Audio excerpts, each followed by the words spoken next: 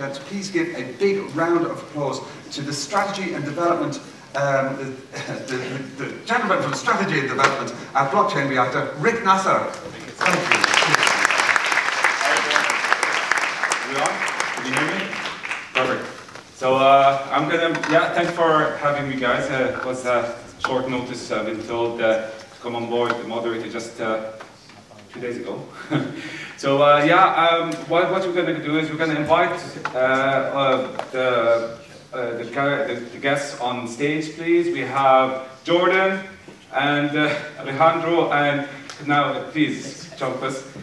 I'm going to keep it more like simple and dumb it down a bit because it was quite highly technical earlier with Hashgraph. They were great at explaining everything we had. So, do you want to come closer? Oh yeah, you go first. Get cozy. There you go. Brilliant. So, you probably know most of them by now. So, but I'd love, and again, a quick intro, if you don't mind. You can start. Okay. You, Alejandro. Hello. Alejandro de la Torre, VP Business Operations at BTC.com. Jordan Freed, you already know who I am, so I'm going to keep this short, but I am here because the first big crypto project in Ireland, Mingo, everyone should go stop by the Mingo booth here. So I didn't have enough time to get that in there, but I'm so happy to be here. I would not be here without Mingo. They're doing incredible stuff. So thanks, Mingo, for bringing me here. Hi, my name is Kanaway Yusingco. I'm the founder for Uniquely Wired. It's basically a recruitment company for tech startups, and we also do marketing. We're basically passionate about the fact that just celebrating individuality and diversity, so that translates from a recruitment perspectives, but then we work with a lot of tech startups and ICOs to help get clarity in their proposition and how we take that to market. Brilliant. Before we start, just quickly there, there might be a Q&A after this, so if you have some time. So if you have some questions, get them ready, just in case we do that. Alejandro, actually I'm going to start, before we just say that, you just stole my question. I was going to ask everyone on the audience who has crypto here. So you already answered that, so I kind of looked around and I saw how many there are. But Alejandro, I'd love to get your thoughts on the crypto at the moment is in a slum in a way, it's from last year. And I'm just curious, is this going to be the end of the crypto coin exchanges, or this is still coming back? Or The exchanges or the coins themselves? Well, the exchanges themselves. Everything's we're all gonna die. So it's all gonna forget it. Turn it off. No, it's okay. I mean, last year was crazy in terms of price action, and I think it's normal that the price stabilizes a bit. It's good for the industry to sort of start. You know, we should focus on building, not so much on price and speculation. Do you think the hype because there was a massive hype last year, especially with the whole ICOs, which we'll touch on later, and do you think that will it's starting to level out? Yeah. So ICOs had a crazy year, 2017, and a lot of them were not, let's say, very good. Too much money was raised, not someone promising everything under the sun. I think the industry is already starting to police itself. Now you can't raise 150 million in 10 minutes like it was early 2017.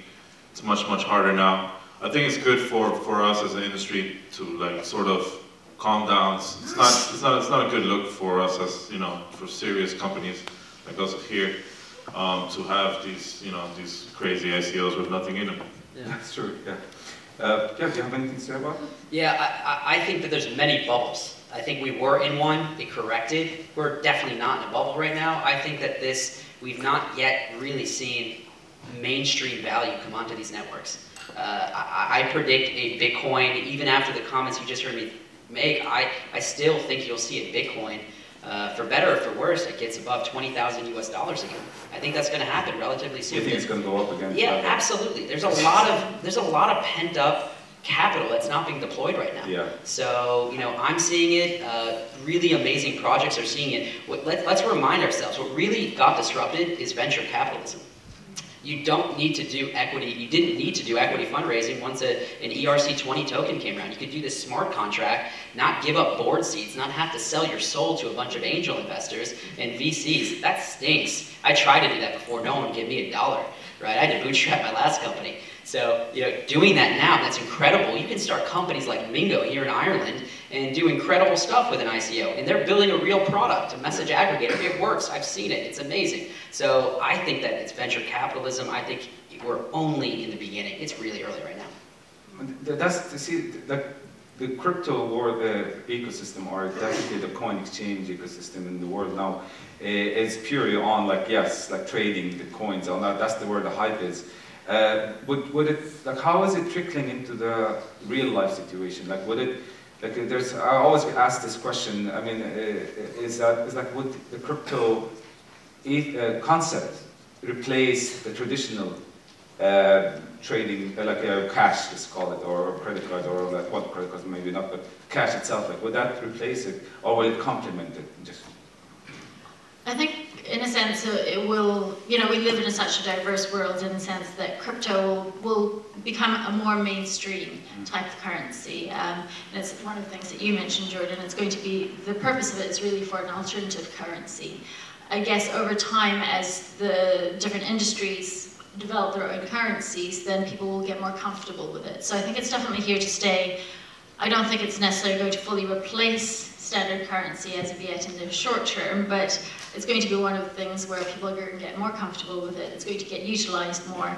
And as the industry changes, it becomes more robust, and the good currency, cryptocurrency, stands out from the rest of the other ones who aren't as robustly built.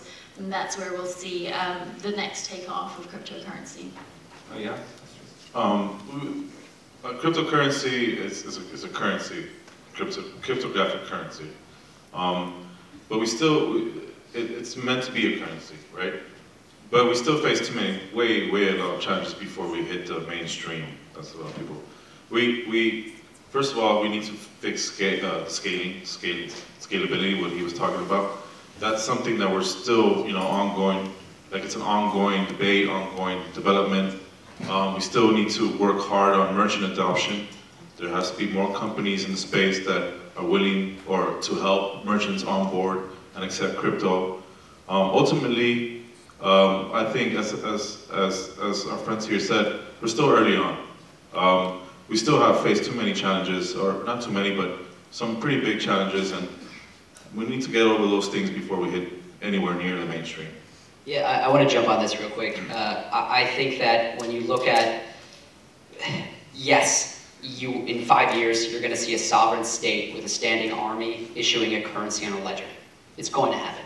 I'm not saying it's going to be a public network. I'm not saying it's going to be on Hedera or on Ethereum or on any other network. I think you will see it. It will give unprecedented transparency. It's going to come from a country like Ireland.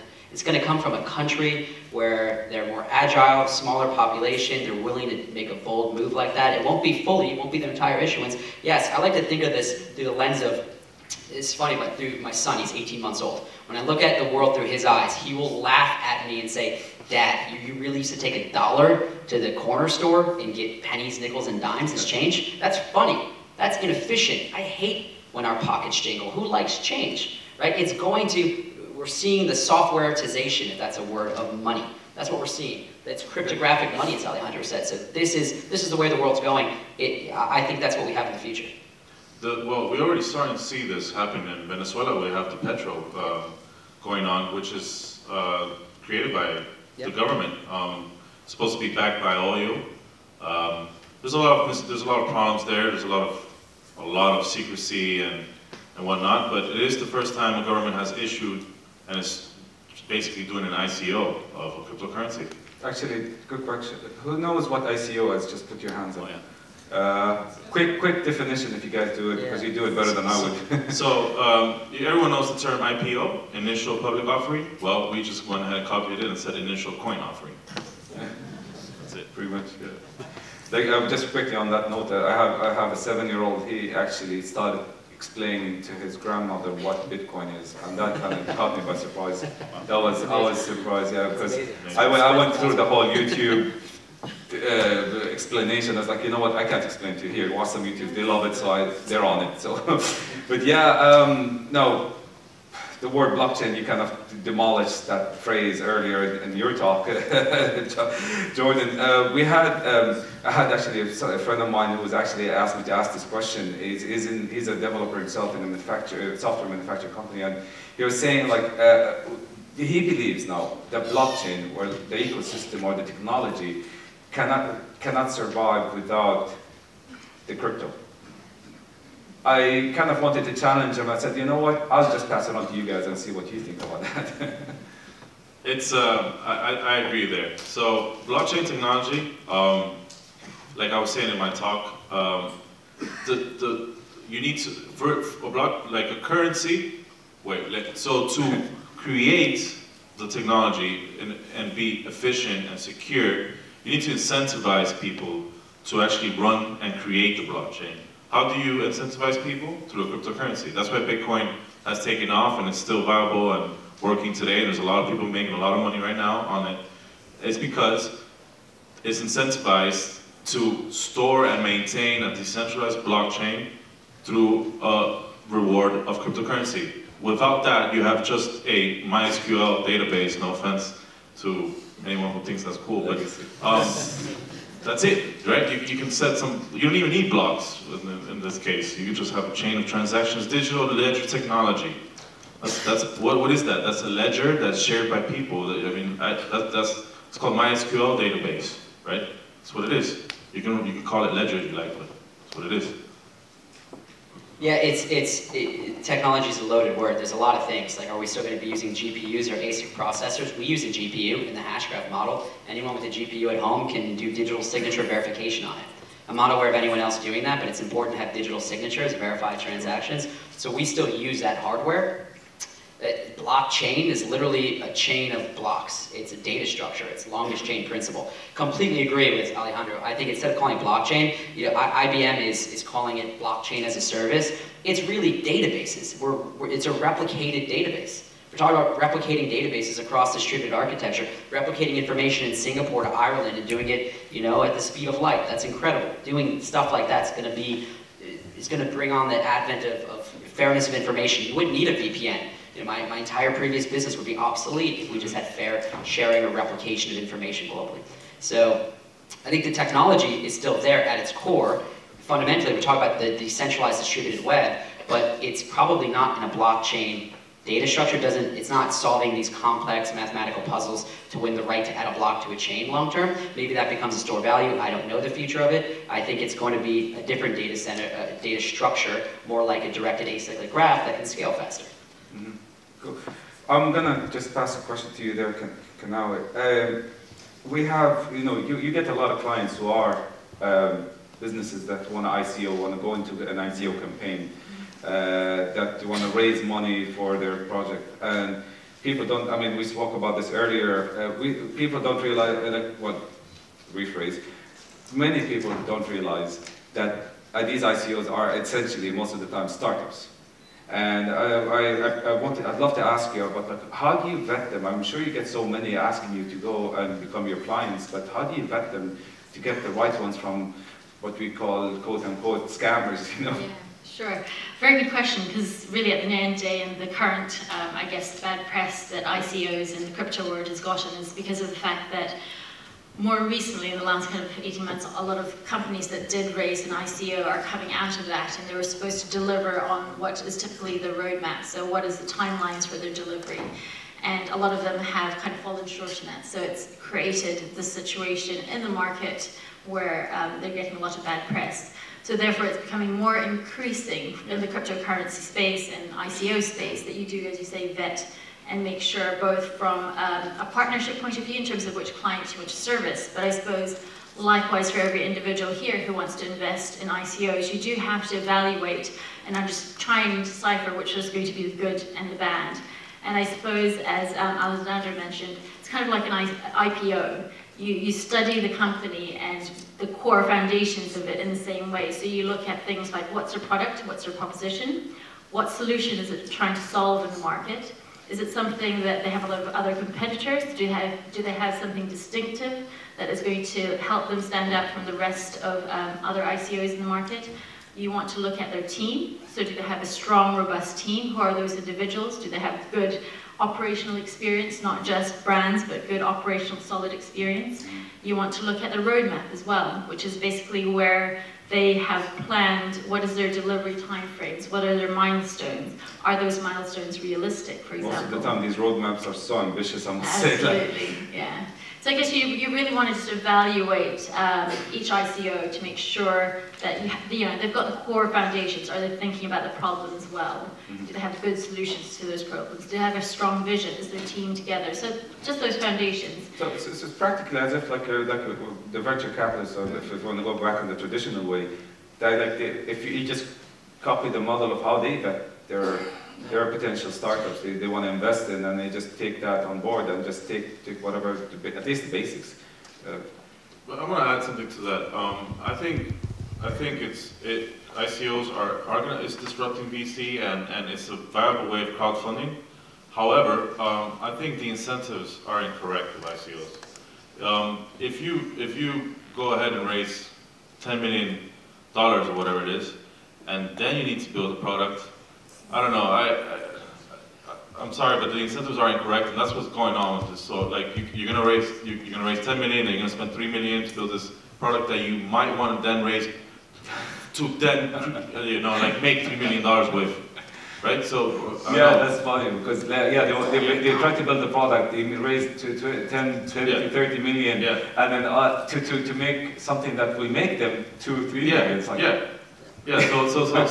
So it's good to bet, and it's extremely important to bet ICOs and all that good stuff. I agree with you guys there, but we need to. We're still figuring that out. It's a decentralized crowdfunding approach, but just remember that the incentives are not aligned. So be very careful. This is a huge point. No one in this room should be thinking about doing an ICO unless they have real tech, unless they're planning on writing real code. It's like step one. You can't publish a white paper. Well, you can because others have done it, but it's disingenuous. You should not publish a white paper of a theoretical concept or an idea, raise $1 billion, and try to build a product afterwards. That's not responsible. Do you think that we need the governance on this side of the whole crypto environment or space? Well, to protect consumers, absolutely. Well, there's consumers out there that are speculating like wildfire. But not regulations, I'm saying governance. Or do we need governance? Processes and systems in place, in essence. Okay. Checks and balances. I think like any industry, it's going to mature. So I guess what's happened in the industry is it's come out, a lot of companies have gone and done an ICO, which has raised a lot of capital. The good and encouraging thing in that is open at the market. It's in essence allowed fluidity, liquidity, gotten people excited, which has created a whole new industry sector. The challenge with that, it's like anything, it's grown quite quickly, it's peaked, and now it needs to mature, like any industry, whether that's banking, airlines, legal, whatever it is. And now it's going through that whole process of getting mature. So that means putting systems in place, best practices, and that's where I encourage a lot of people to kind of get involved in the room, because everybody's got a different sort of experience and skills and history to be able to bring to the table. So I think the more people we actually get involved from different walks of different sectors in ICOs and blockchain, it will actually improve the whole industry as a whole. We can put the checks and balances in place to make sure that the industry remains but progresses on and becomes more robust. Completely agree with that. Speculation is driving innovation right now. As much as there's a lot of money there and a lot of brilliant engineers are leaving traditional jobs and going to do distributed ledger projects. And that's incredible. So I think that's going to bring interest here, but it needs to be responsible speculation. You need to protect consumers at the end of the day. There's people that are rushing into this thinking they're going to 10x or 20x. There's predatory projects in the space like BigConnect that give us all a bad name. Well, we were warning people from day one not to get into BigConnect. Yeah, absolutely. Just quick hand, just touched my mic there. Raise of hands. Anyone dabbled with buying ICO tokens, if you know what that means? Jesus. That's actually better than I thought. Okay, so smart investors. Good job. Perfect, you guys. So, now going back on the whole evolution of the whole ecosystem. So you guys have Hashgraph and the mining going on. Like, is this where the future? Like, what would maybe the future of blockchain or the space of the whole thing? What do you think will, or what industries maybe? That's a better word. What industries would definitely change in the next 5 years that will see the difference using this space or technology? Good question. So since I'm focused on the cryptocurrency aspect of blockchain, which is I think is the killer app of blockchain technology, I think financial institutions and possibly even nation states will have to rethink a lot of things because the power might, shift or not shift, but kind of balance itself. It's going to be an alternative system, so we might see some new ways of, financial institutions and nation states. Let's see. Yeah, it's micropayments and it's IoT. I mean, everyone's on the sideline thinking in blockchain like this box that does 12 transactions per second. You can't build much at 12 TPS. I mean, Uber does 12 rides per second. You can make that argument, but there's reasons why people aren't thinking in a high throughput mindset. So things like self-driving cars, any sort of Internet of Things where you have micro devices, Raspberry Pis and switches and light bulbs, and all of these sort of switches connected to distributed networks. All that stuff is going to become possible now.